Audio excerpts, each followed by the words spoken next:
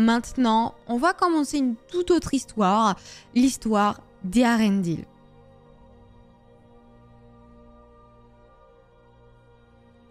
On a vu la deuxième vulga qu'il était emprisonné. Non, il s'est libéré. Alors, Húrin, on a vu, hein, pour ceux qui n'étaient peut-être pas là, le frère de Huor. Donc, Huor est mort dans le champ de bataille en laissant son fils derrière lui.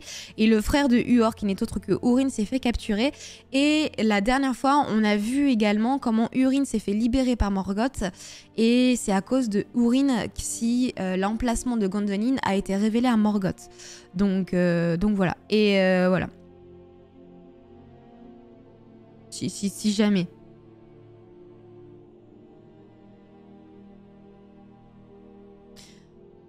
Donc, comme je vous l'ai dit, je suis obligée d'un petit peu de vous faire des petites piqûres de rappel. Mais Tuor, donc c'est le descendant de la grande maison des Hador, sous le commandement du Vala Ulmo, donc une grosse puissance.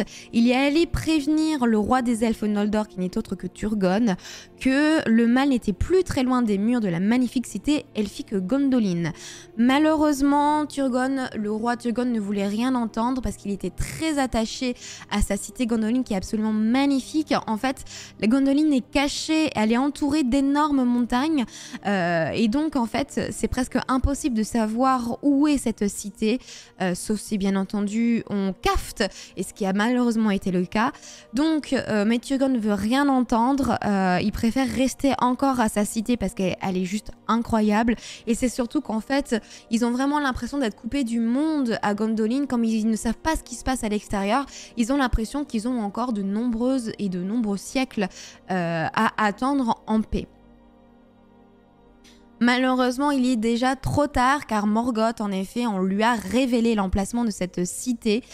Et notamment, il y en a un qui... il y a déjà Húrin qui a dit où était l'emplacement. Et c'est un elfe qui s'appelle Meglin, qui en plus lui a révélé comment rentrer à Gondolin. Bref, ça allait être une catastrophe. La chute de Gondolin va bientôt avoir lieu. Pendant, malgré tout, de nombreuses années, ils vont vivre encore en avec justement Tuor, donc cet homme qui est resté dans cette cité à servir donc le roi elfe Turgon. Surtout qu'en plus, il faut se dire que Tuor, c'est le fils de Huor, et Huor était vraiment très très très proche, c'était un ami proche de Turgon. Donc forcément, le roi elfe Turgon a pris sous son aile Tuor comme son propre fils en souvenir de son meilleur ami.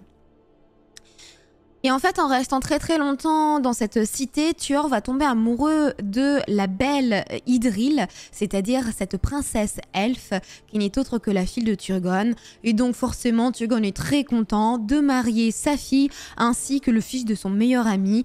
Et ça va donner un super couple, le deuxième couple entre un homme et une elfe qui existe dans la Terre de Milieu, donc Tuor et Idril. Et de leur amour, Idril va donner un enfant qui n'est autre que Eärendil. Et c'est aujourd'hui Eärendil qui va nous intéresser. Eärendil, du coup, est le fils demi-elfe. C'est très rare d'avoir des demi-elfes, mais c'est un demi-elfe, donc de Tuor et de la princesse Idril. Et il est né à Gondolin. Sauf qu'il ne va pas rester très longtemps à Gondolin, comme j'ai pu un petit peu vous l'expliquer. Malheureusement, l'emplacement a été révélé et Morgoth a envoyé toute son armée, dragons, orques, loups, bref... Gondolin a totalement été détruite. Donc, tu as le papa et la maman de Eärendil qui sont obligés de partir avec les quelques survivants à Gondolin, et ils vont en fait aller vivre à l'embouchure des Sirions. Donc, je vous ai mis une petite carte. Si vous voulez, c'est tout au sud de la cité de Gondolin, là où elle est.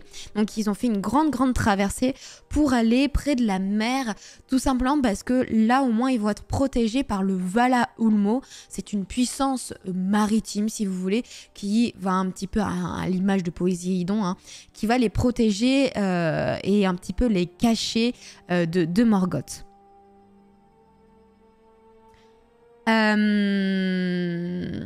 Donc oui, bah voilà, j'avais oublié que je vous avais mis cette carte, mais c'est juste pour vraiment vous dire. Donc Gondolin se situe ici, c'était là, vraiment, vous voyez, c'était vraiment entouré de montagnes. Donc c'est presque impossible de savoir qu'il y avait une cité ici, et en plein milieu, il y a la petite cité de Gondolin.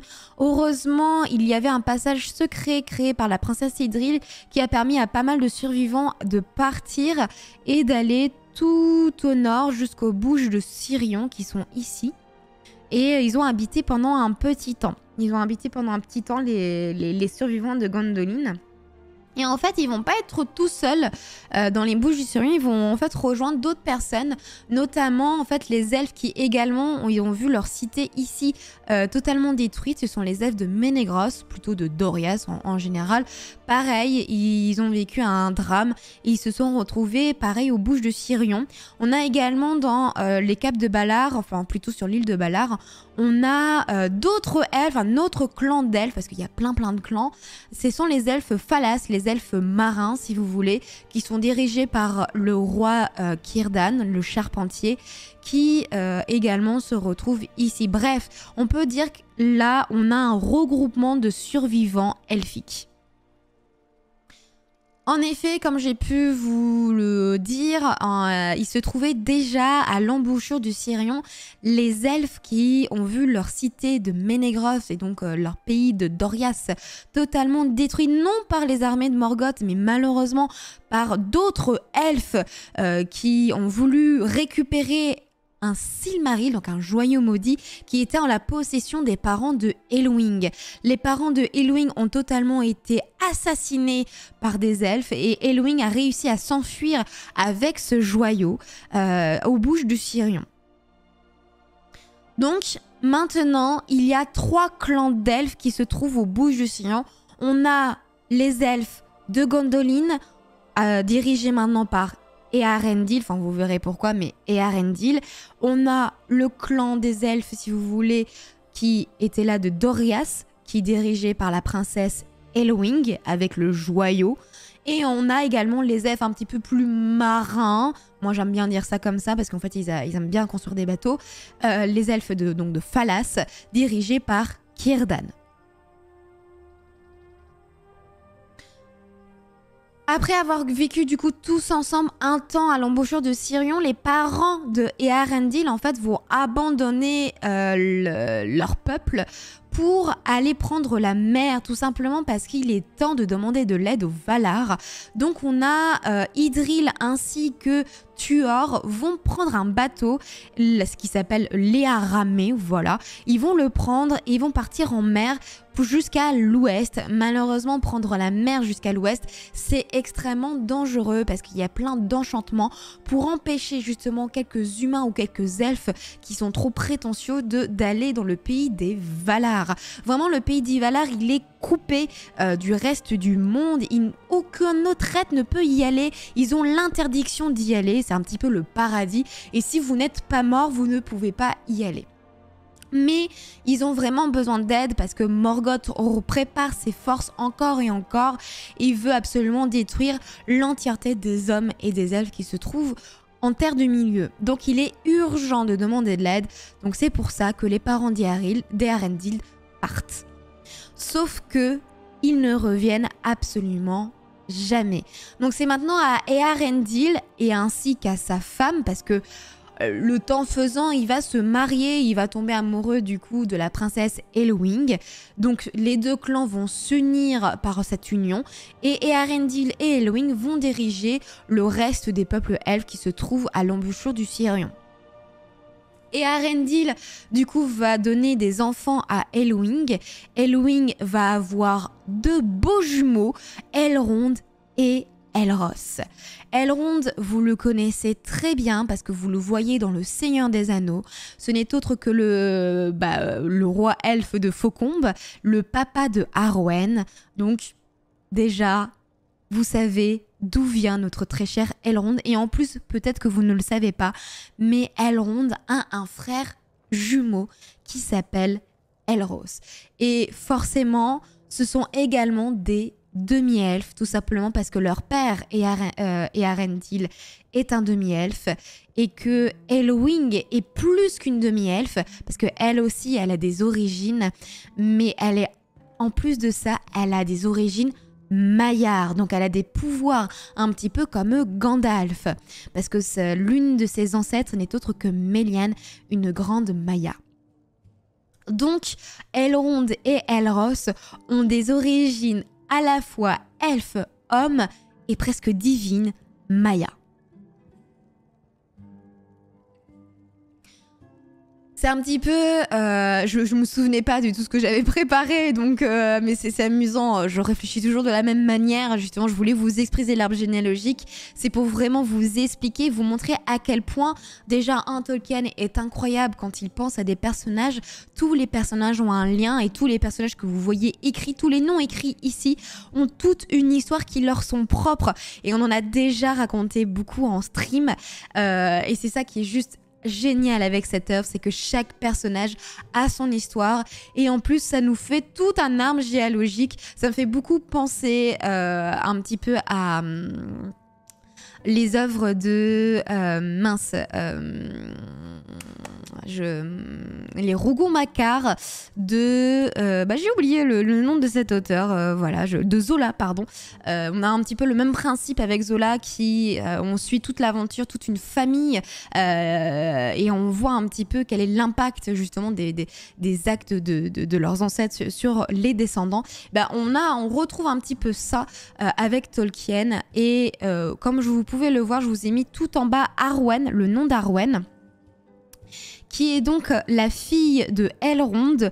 Et si on remonte un petit peu, on se rend compte du coup que Arwen est l'une des descendantes donc du couple mythique Beren et Luthien, mais également elle est une descendante d'un des très grands rois elfiques, Fingolfin, qui est tout là-bas. Bref, c'est vraiment Arwen a des ancêtres absolument incroyables quand on s'y prête.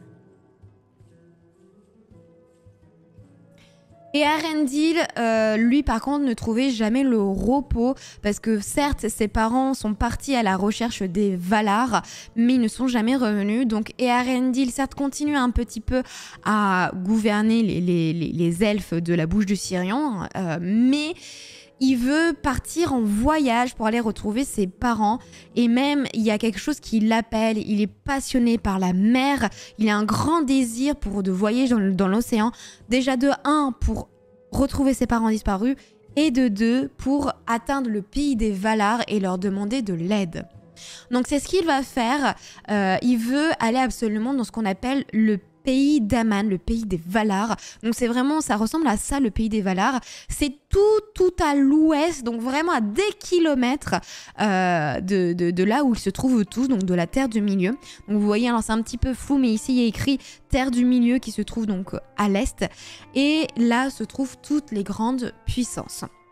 Donc ce que va faire Eärendil, comme il y a les elfes marins, là, les elfes dirigés par Círdan le charpentier, il va beaucoup se lier d'amitié avec cet elfe qui est souvent représenté avec des longs cheveux blonds et une barbe. Je sais pas pourquoi, il me semble pas qu'il ait dit qu'il ait une barbe, mais souvent il est représenté ainsi, avec une énorme barbe. C'est très rare pour un elfe de voir une barbe, mais bon bref. Et en gros, comme son nom l'indique, en fait c'est un charpentier, il est très doué pour faire des bateaux. Et donc Eärendil va faire des bateaux avec Círdan. Círdan, à cette époque-là, on va mettre une petite parenthèse parce que c'est toujours bon de le savoir. Círdan, en fait, prenait soin également de l'éducation de Gil-galad. Donc à l'époque, Gil-galad était très jeune, le même âge qu'Eärendil, on va dire. Donc c'est possible qu'Eärendil et Gil-galad se soient et passé du temps ensemble. Gil-galad, comme en vue de sa lignée justement, de sa parenté avec les grands rois des Noldor, il faut vous dire qu'à ce moment-là, Gil-galad est le dernier grand roi des Noldor. Voilà, c'est parce que c'était le père, son père à lui n'était autre que Horodret.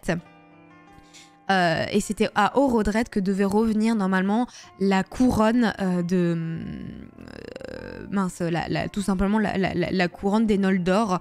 Mais bon, ça va être un peu compliqué. Je vais pas forcément vous expliquer la succession des trônes, mais tout ce que vous avez à retenir, c'est que à ce moment-là, Gil-galad doit avoir,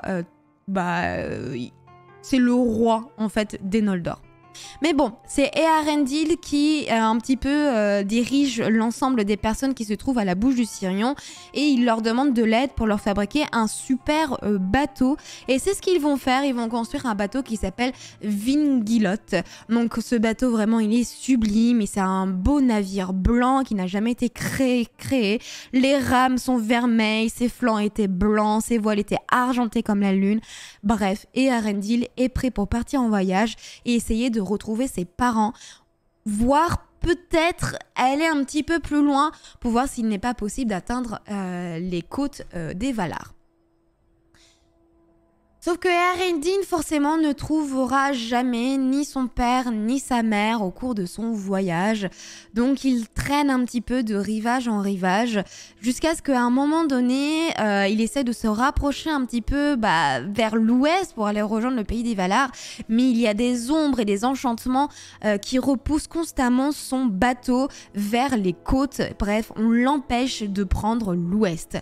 Alors à un moment donné, ça fait un petit moment qu'il est en mer, ce cher Eärendil, et il a envie de retrouver sa femme ainsi que ses enfants. Donc il décide de faire cap vers les bouches de Sirion, surtout qu'en plus il a un mauvais pressentiment, il a l'impression qu'il y a quelque chose de grave qui se passe aux bouches du Sirion. Donc il essaye de se dépêcher et de prendre en plein vent les voiles de son bateau pour aller directement dans les bouches de Sirion. Et en effet, son mauvais pressentiment est justifié parce que Medros, donc un autre elfe qui vient plutôt, on va dire, également des Noldor, mais c'est un peu une principauté à part, ce sont les enfants en fait de Fëanor. Et ils sont au nombre de 7, donc 7 frères qui, répandent le malheur là où ils passent. Déjà, ce sont eux qui ont tué les parents de Elwing, tout simplement parce qu'ils voulaient absolument justement récupérer le joyau maudit, le Silmaril. Sauf que Elwing a réussi à s'enfuir avec ce joyau et Medros avec ses frères, en fait ils sont plus très nombreux à ce moment-là parce que lorsque les parents de Elwing se sont battus contre les frères Fëanor, beaucoup ont péri sous la lame de Dior, le papa de Elwing, et il ne reste plus comme survivants que 4 frères, Medros, Mangling et les 2 jumeaux, parce qu'il y a également 2 jumeaux à ce moment-là. Je sais plus leur nom, mais ça commence par un A, mais bon, c'est pas obligé de retenir. Bref, en tout cas, Medros entend parler d'Elwing, il repère où elle habite et il sait où elle est, donc il sait où se trouve le Silmaril qu'il veut absolument retrouver. Pourquoi il veut absolument retrouver ce joyau? Pourquoi il veut retrouver ce Silmaril? C'est tout simplement parce qu'il est enchaîné avec un serment qu'il a fait auprès de son père. Et c'est un serment maudit, dans le sens où il ne peut pas s'empêcher d'essayer d'aller récupérer le Silmaril à toute personne qui le possède. Il doit tuer, que ce soit Valar, animaux, maillards, orques, dragons, hommes ou elfes, il est obligé de tuer tout le monde pour pouvoir récupérer son Silmaril. Il ne peut pas faire autrement. En fait, et c'est là où Medros, on peut un petit peu avoir pitié de ce pauvre elfe, parce qu'on se rend compte qu'il est vraiment sous l'impulsion de ce serment, parce que autrement il n'aimerait pas aller récupérer Silmaril. Et justement, même s'il sait où Elwing habite et s'il sait que c'est elle qui a le Silmaril, il ne veut pas tout de suite y aller et il ne l'embête pas directement. Sauf que malheureusement, il est obligé à cause du serment. Donc il va d'abord envoyer une lettre amicale en demandant à Elwing de lui restituer le Silmaril expressément. Sauf que malheureusement, Elwing ou heureusement, qu'importe, mais Elwing en tout cas ne veut pas leur rendre le Silmaril, tout simplement parce que ce Silmaril, c'est la cause de la mort de son père. Son père a essayé de défendre ce Silmaril, donc c'est hors de question, en l'honneur de la mémoire de son père, Elwing refuse de donner le Silmaril, et en plus de ça, ce sont ses grands-parents, Beren et Luthien, qui ont récupéré le Silmaril de la couronne de Morgoth, et c'est un acte héroïque et pas rien. Ce n'est pas les fils Fëanor, les 7 frères qui sont allés faire cet acte héroïque, donc c'est hors de question de donner le Silmaril. Alors forcément, même s'ils ont essayé d'être un petit peu gentils, les derniers survivants des Fëanor, Maedhros commence à réunir toute une armée, en tout cas ceux qui soutiennent les fils Fëanor, pour partir en guerre et aller récupérer de force le Silmaril.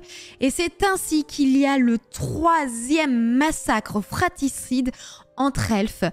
Pendant ce massacre fratricide encore mené par les fils de Fëanor, il va périr 2 frères, justement Amrod et Amras.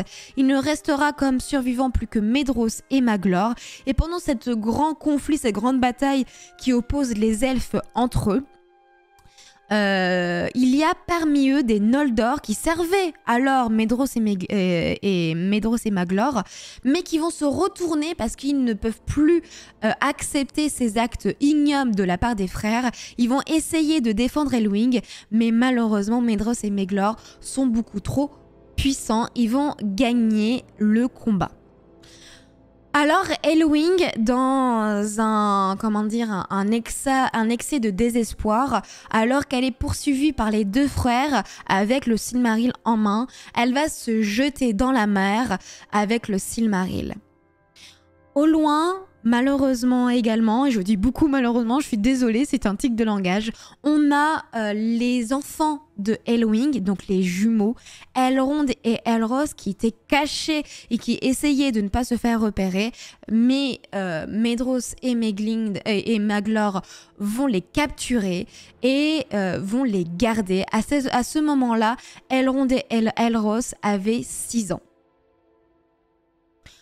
Maglor alors eut pitié de ces pauvres garçons et au lieu de les tuer comme l'entièreté des autres elfes, va décider de les chérir et de les élever. L'amour a grandi entre eux aussi peu qu'on puisse le penser, mais le cœur de Maglor était malade et fatigué du fardeau du terrible serment. Voici l'extrait de l'œuvre du Silmarillion où il est dit justement que Maglor protège ses 2 enfants. Certes, peut-être qu'il ne leur donne pas l'amour que peut leur donner une mère ou un père, mais en tout cas, il va prendre soin d'eux le plus possible. Et on ne sait pas trop ce qui s'est passé parce qu'on n'a pas plus d'informations que ça de la part de Tolkien, mais vraisemblablement, les 2 jumeaux, Elrond et Elros, ont habité et grandi avec ces 2 frères et fils de Fëanor. Il est possible que les jumeaux également donc, ont été élevés par Maglor jusqu'à l'âge adulte, mais aussi que les 2 jumeaux ont été confiés à Gil-galad. C'est possible, on n'en sait rien. En fait, on sous-entend que peut-être c'est Gil-galad qui a récupéré les enfants des Arendild, parce que Elrond a servi pendant de très très très longues années le roi elfe Gil-galad. Sauf que Tolkien, un jour, a répondu à l'un de ses fans au cours d'une de ses lettres, et il a contenu justement dans ses lettres l'explication des prénoms de Elros et de Elrond. En fait, ça veut dire que ce sont des enfants qui ont été abandonnés dans une caverne. Donc, cela sous-entendrait peut-être qu'un jour, ces enfants ont été abandonnés dans des cavernes, peut-être par Maglor et peut-être par Maedhros, on n'en sait rien, et qu'ils ont été recueillis ou sinon ils ont réussi à se débrouiller et à grandir abandonnés dans une forêt ou autre. En tout cas, c'est un passage très très flou dans l'œuvre de Tolkien. On ne sait pas comment ont grandi ces 2 jumeaux. Elwing, comme je vous l'ai dit, elle s'est jetée dans la mer avec le Silmaril pour le protéger. C'est fou, elle préfère protéger le Silmaril que ses enfants, mais soit. En gros, elle se jette dans la mer, mais il y a le Vala Ulmo qui est là derrière pour la récupérer dans ses bras et pour la protéger. Il va lui jeter un enchantement d'une manière à ce qu'elle puisse se transformer en un magnifique oiseau, un oiseau blanc, et Elwing s'envole dans le ciel à la recherche de son mari Eärendil. C'est un magnifique oiseau blanc et le Silmaril est accroché au niveau de sa poitrine pour qu'elle ne le perde jamais. Une nuit que Eärendil était sur la proue de son bateau, alors qu'il n'arrivait pas à dormir, il va voir une lumière blanche, tel un nuage blanc sous la lune, qui se dépêche, en tout cas qui fonce vers le bateau. Et on a donc Elwing qui tombe comme une masse sur le bateau de Eärendil. Elle est totalement évanouie, presque aux portes de la mort, parce qu'elle s'est dépêchée de le retrouver. À ce moment-là, Eärendil, qui ne la reconnaît pas, prend cet oiseau un petit peu particulier dans ses bras et il va dormir avec cet oiseau dans les bras. Et au petit matin, quelle surprise de retrouver sa femme dans ses bras, endormie. Et Eärendil crut alors à ce moment-là, quand Elwing lui a révélé tout ce qui s'est passé à la bouche du Sirion, donc le massacre mené par les enfants de Fëanor, et Eärendil comprend qu'il n'a plus rien à faire là-bas. En tout cas, tout ce qu'il peut faire, c'est d'essayer de trouver les Valar. Et donc il va récupérer le joyau de sa femme, le Silmaril, et il va le mettre au niveau de son front, telle une couronne.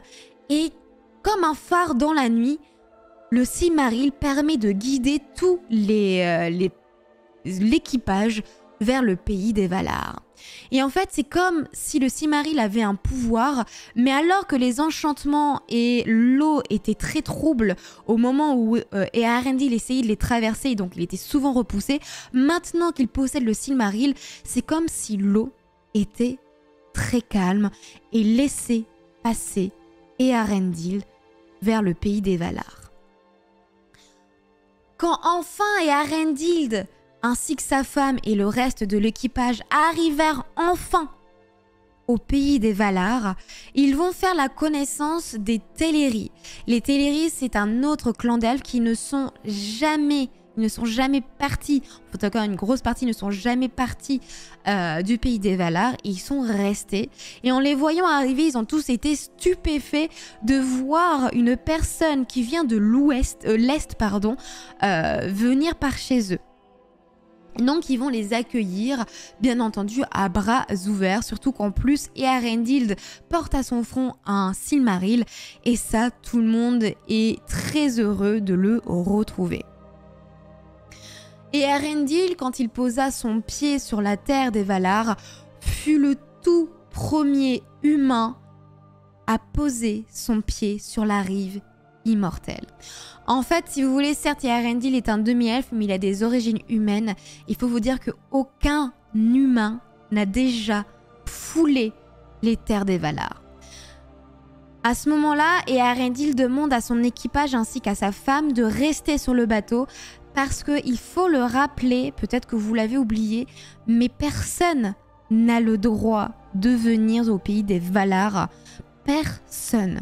Tout simplement parce que quand les Noldor, quand les elfes qui habitaient à l'époque au pays des Valar ont fui, les Valar les ont menacés et leur ont dit que si jamais ils revenaient, ils seraient tués immédiatement. Donc forcément, c'est un grand danger et Eärendil en a conscience. Donc il demande à son équipage ainsi qu'à sa femme de ne surtout pas descendre. Sauf que Elwing ne veut rien entendre et elle lui dit « Nul autre que moi ne mettra pied à terre pour ne pas encourir la colère des Valar.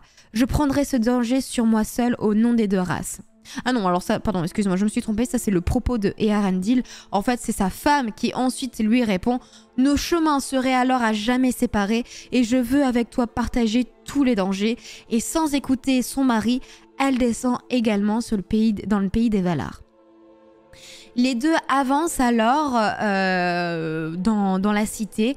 À un moment donné, tu as Eärendil qui est très inquiet quand même pour sa femme, qui lui demande de l'attendre sur les marches.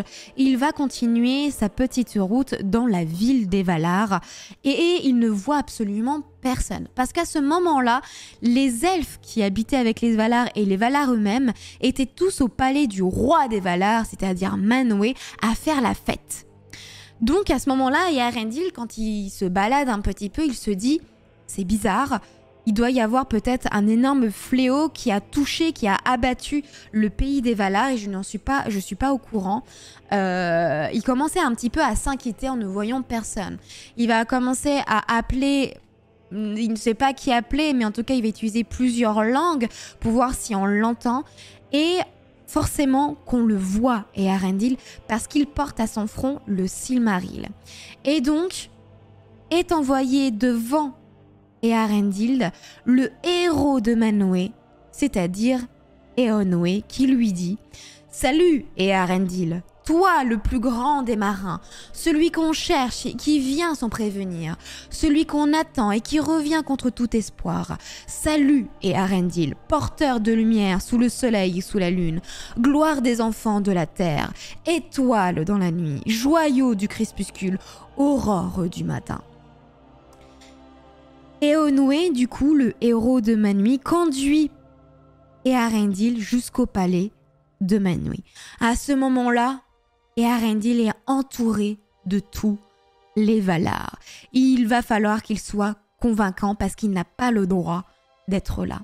Alors, Eärendil commence à raconter toutes les souffrances des elfes et des hommes qui foulent la terre du milieu. Et également, il demande pardon pour les Noldor. Et il demande la pitié des Valdar. Il leur demande d'oublier le conflit qu'ils ont eu il y a quelques siècles de là. À ce moment-là, les Valar regardent Eärendil et bien entendu, devant sa détresse, ils vont accorder leur pardon. Alors Eärendil, soulagé, retourne auprès de sa femme en attendant ce que vont également décider les Valar. Est-ce que les Valar vont intervenir et venir en Terre du Milieu pour empêcher Morgoth de nuire et détruire les derniers elfes et hommes et nains, bien entendu, qui se trouvent sur Terre.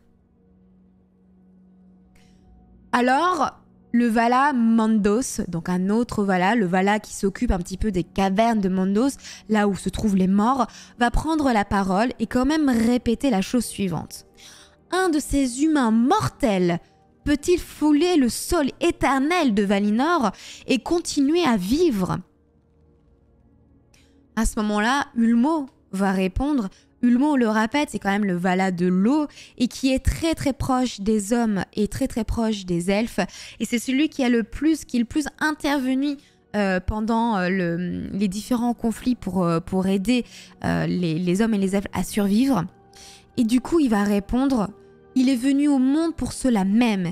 Et puis, est-ce que Eärendil est le fils de Tuor, la maison des Hador, donc un humain, ou bien le fils d'Idril, la fille de Turgon, elfe de la maison de Finwë? Mandos alors réplique, les Noldor sont volontairement choisis l'exil. Manwë, qui entend bien les réflexions de ses frères Mandos et Ulmo, Manwë explique que en effet, déjà les hommes n'ont pas le droit normalement de fouler cette terre, mais en plus de ça, Eärendil est issu des Noldor, donc ceux qui ont été maudits, à qui on a interdit de venir sur cette terre-là. Donc, il explique qu'en effet, Eärendil va devoir va subir un choix, mais il a été tellement courageux pour défendre la cause des hommes et des elfes qu'ils vont l'aider coûte que coûte, et notamment ils vont partir en Terre du Milieu pour se battre contre Morgoth. Mais à la place, au lieu de donner la peine de mort à Erendil, comme l'a si bien expliqué Manwë, ils vont imposer un choix à Erendil et à toute sa famille. C'est-à-dire que soit ils sont humains, soit ils sont elfes, mais ils ne peuvent pas être l'un et l'autre. Pendant ce temps, du coup, alors que Elwing attendait son mari, elle a été invitée par les Teleri, donc les elfes qui habitaient encore au pays des Valar, et elle en a profité pour raconter tout ce qui s'est passé, toutes les batailles, tous les conflits, la chute de Doriath, la chute de Gondolin, et tous les Teleri écoutaient Elwing impressionné. À un moment donné, Erendil retrouve enfin sa femme, sauf que ça y est, les Valar ont pris leur décision et leur demandent de venir, et c'est là où ils leur exposent leur choix en leur disant « Oui, nous allons venir vous aider, mais par contre, il faut que vous choisissiez, soit vous êtes un elfe, soit vous êtes un homme, nous allons pas vous tuer, mais il faut que vous choisissiez l'une de ces races, vous ne pouvez pas être les deux. » Alors, vous ne pouvez pas, en gros, vous ne pouvez pas avoir la double nationalité. Alors, Eärendil laisse sa femme décider de ce qu'elle voudrait être, et Elwing décide de devenir une elfe en l'honneur de Luthien, et Eärendil va suivre le choix de sa femme et devenir également un elfe. Sauf que Eärendil aurait bien préféré devenir un homme, mais bon, c'est pas grave, il veut vivre éternellement également avec sa femme, donc il devient un elfe. À ce moment-là, les Valar vont bénir le bateau d'Eärendil et de son équipage. Et ce bateau, le Vingilot, n'est plus un bateau qui navigue sur l'eau, mais c'est un bateau qui navigue sur l'air. En fait, ils l'ont béni d'une manière à ce que ce bateau devienne un avion. Et c'est incroyable parce que ce bateau qui traverse les airs va tellement plus vite et va atteindre très rapidement les berges de la Terre du Milieu, précisément Beleriand. Sauf que à ce moment-là, Elwing, elle est épuisée et elle a un peu peur, donc elle va se protéger et va rester où elle est. Elle va habiter dans une énorme tour et va continuer à côtoyer des oiseaux de temps à autre. Et on dit que son pouvoir pour se transformer en oiseau lui est resté, voilà. Donc de temps en temps, elle se transforme en oiseau pour aller rejoindre son mari, mais sinon, elle reste constamment dans sa tour blanche. Quand Eärendil est arrivé sur son bateau volant vers les côtes de Beleriand, la lumière éclatante du joyau Silmaril qui a revu le pays des Valinor, donc ça brille encore plus, arrive et tout le monde le repère. À tel point que même Medros et Maglor, qui sont vraiment des nomades, enfin vraiment ils se baladent un petit peu partout, voient au loin Eärendil et voyant le Silmaril revenir, ils sont soulagés parce qu'ils se disent ça y est, les Valar vont revenir et ils vont permettre de tuer ou en tout cas de faire disparaître Morgoth et peut-être récupérer les derniers Silmarils. Les Valar en effet arrivent également accompagnés d'Eärendil et ils sont accompagnés d'une puissante armée. Et pas n'importe quelle armée, mais une armée d'elfes, l'armée des Vanyar. Ça fait très longtemps, très longtemps qu'on n'a pas parlé de ce clan des Vanyar. Vous le savez pour ceux qui peut-être qui me suivent depuis le début de mes vulgarisations, mais les deux premières vulgarisations, je vous ai parlé de ce clan d'elfes qui est arrivé en premier au pays des Valar. Ce sont les elfes avec de magnifiques cheveux d'or et qui sont les préférés également des Valar, qui n'ont jamais quitté les puissances. Et ils sont venus aider leurs confrères. Ils sont grands, ils sont puissants, ils sont beaux, ils sont dorés. Bref, et également, ils se battent en rythme. C'est incroyable. La vue de ces elfes Vanyar est juste absolument sublime. La puissance de Valinor alors surgit de l'Occident. L'armée des Valar avait pris des formes si jeunes, si belles et si terribles que les montagnes tremblaient sous leurs pas. La rencontre des armées de l'Ouest et du Nord fut appelée, du coup, la Grande Bataille, la guerre de la Grande Colère. Le trône de Morgoth rassembla également toutes ses forces au nord, tout entier fut enflammé.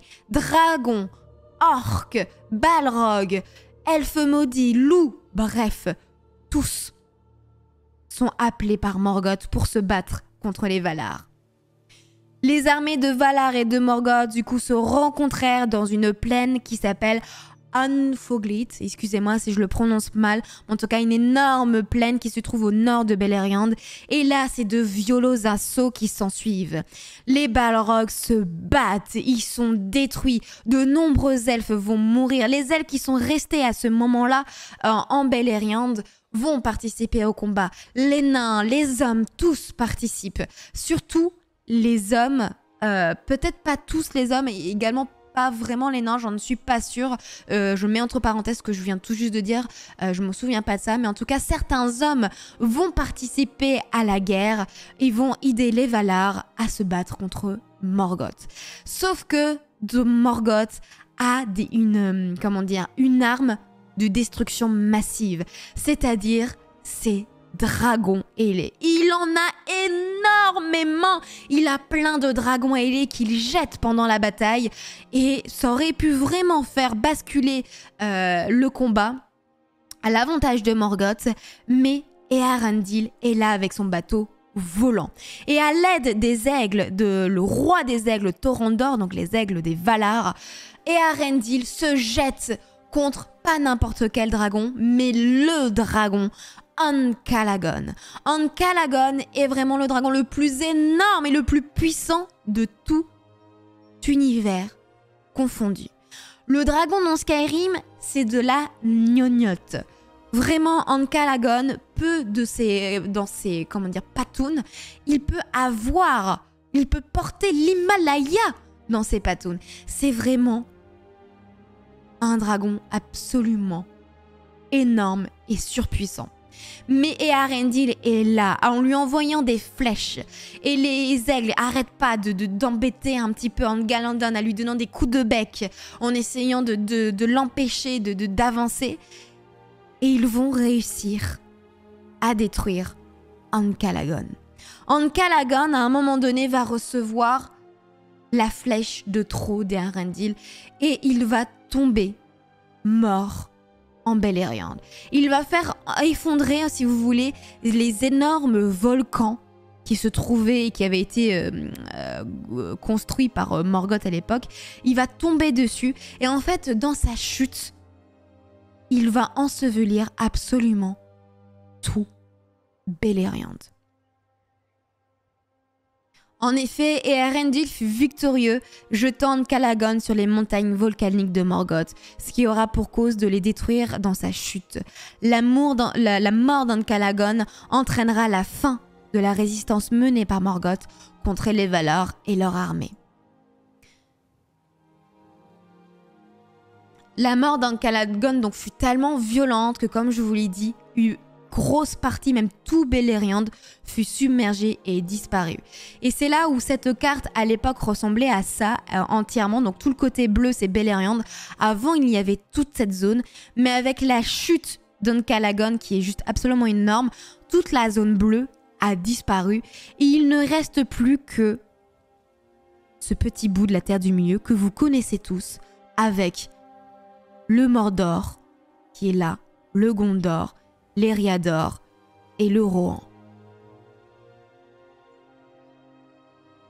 Les quelques dragons restants sont dispersés et la poignée de Balrog survivants partent se cacher dans les profondeurs de la terre.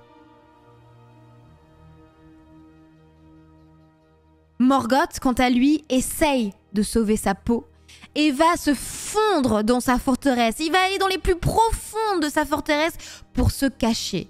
Mais les Valar sont là. Tulkas, le Valar de la guerre, il est là. Il veut aller récupérer Morgoth. Et c'est pareil, tous, ils sont au nombre de 14. Les Valar vont à la recherche de Morgoth pour le capturer. Et là, comparé à la première captivée de Morgoth, ils vont être sans pitié. On va lui couper les mains, les pieds et ils vont le bannir en dehors du monde. Ce qui veut dire qu'il n'y a plus aucune trace de Morgoth sur la planète. Parce qu'il est en dehors, il est dans le vide. On l'a totalement expulsé d'Arda. Toutefois, quelques germes maléfiques de Morgoth perdurent dans Arda. Il y a notamment Sauron. Sauron qui a vraiment réussi à se cacher de tous les Valar. Quelques dragons et quelques Balrogs également. Et on raconte que Sauron, justement, au tréfonds de la forteresse, essaye de ranimer les forces maléfiques de Morgoth. On raconte également, une légende dit, qu'un jour Morgoth reviendra sur Terre et ce sera la fin du monde, la fin de toute chose et que tout disparaîtra. Parce qu'à ce moment-là, il y aura un conflit, une bataille entre le roi des Valar, Manwë, et Morgoth.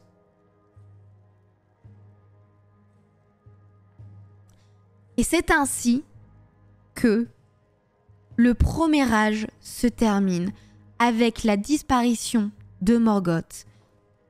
Le fait que Beleriand ait été totalement submergé et qu'il ne reste plus que la Terre du Milieu que vous connaissez. Il ne reste plus, du coup, quelques elfes survivants et quelques hommes. Et les Valar vont revenir chez eux. Et on va pouvoir attaquer ce qu'on appelle maintenant, demain, le second âge. Mais c'est pas terminé. C'est pas terminé parce que il y a encore le serment des fils de Fëanor qui est là. Pendant la guerre de la Grande Colère, Maedhros et Maeghlor ont appris que les Valar ont récupéré les Silmarils. Ils les ont récupérés, les deux derniers, et donc forcément, ils veulent retrouver ces joyaux. Et pour ça, Maedhros va forcer son frère à aller les voler à Eonoë, donc le héros de Manwë qui les gardait en lieu sûr, et il va forcer son frère à aller les récupérer.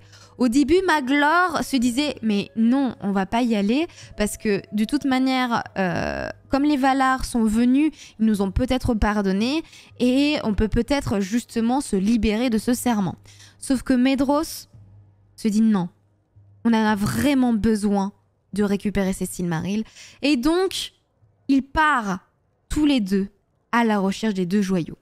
Sauf qu'au moment où ils veulent récupérer les joyaux, malheureusement, à cause de leurs actes ignobles, ils ont quand même assisté et ils ont été l'origine de 3 massacres fratricides.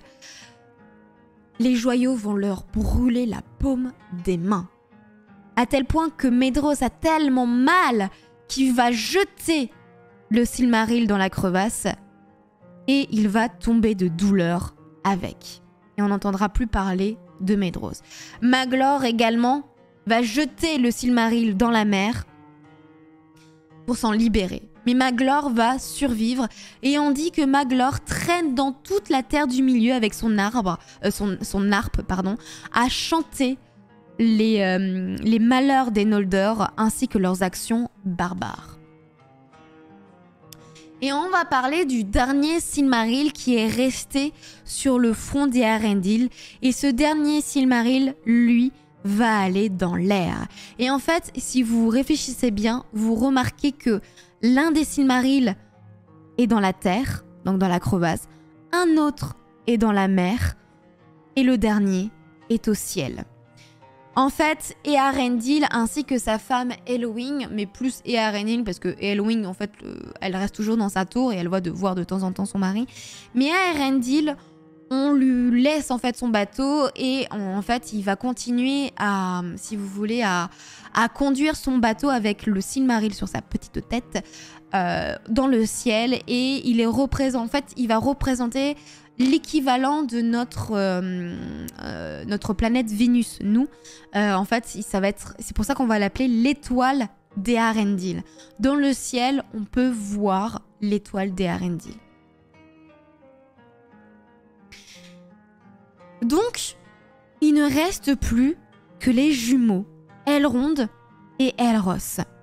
Elrond et Elros vont se voir également gratifiés du même choix que de leurs parents, c'est-à-dire ils doivent choisir soit ils sont elfes, donc immortels, soit ils sont hommes, donc mortels. Elrond, lui, va choisir d'être un elfe comme sa mère, mais son frère, Elros, lui, décide de plutôt embrasser le destin des hommes. Sauf que les Valar, pour remercier les hommes d'avoir aidé pendant la bataille, ils vont leur permettre, sous bien entendu, l'acceptation des Ilúvatar, les hommes vont pouvoir vivre beaucoup plus longtemps. En tout cas, ces hommes-là. C'est ce qu'on appelle les Édains. Ces hommes vont pouvoir avoir une vie de plus de 500 ans. Et en plus de ça, on va leur offrir un petit cadeau, c'est-à-dire une île en forme d'étoile. Ça sera l'île de Núménor pour ces hommes qui vivent longtemps. Et c'est ainsi que les Núménor existent. Le tout premier roi de Núménor n'est autre que Elros, le frère jumeau de Elrond. Et Elros va va diriger donc le reste des hommes et ils vont se diriger sur cette île offerte par les Valar. Cette île, on leur a donné, ainsi que cette grande longévité, à une condition, que jamais aucun homme ni aucun elfe ne vienne au pays des Valar. Et c'est ainsi que toute la lignée de Núménor va exister. Et bien plus tard, Aragorn naîtra de cette grande lignée. Et c'est demain que nous allons parler de la chute de Núménor. Et c'est un très grand stream parce qu'il y a beaucoup de choses à dire sur toute la lignée de Núménor.